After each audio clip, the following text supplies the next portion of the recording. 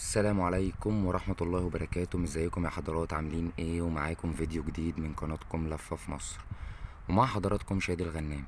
احنا دلوقتي كده بصوا جمال المنظر. احنا في العاصمة الإدارية عند منطقة الأبراج والبرج الأيقوني ومنطقة الحي المال والأعمال، وده مسجد الشهداء، وده منظر الأبراج، وده البرج الأيقوني، أطول برج في أفريقيا. حاجة ممتازة جدا، حاجة في قمة الروعة والجمال، فخر لكل المصريين، بجد حاجة ممتازة جدا. العاصمة الإدارية أنا كده في الظهر، تمام. طبعا هناك في مشاريع كتير جدا وفي حاجات كتير جدا معمولة، بس أنا كنت حابب إن أوريكم المنطقة كلها وهي شاملة، والجامع في نص المباني كده، حاجة ممتازة جدا. طبعا المنطقة بالكامل لما هتكمل وكل المناطق دي تتعمر، أكيد الوضع هيختلف كتير جدا.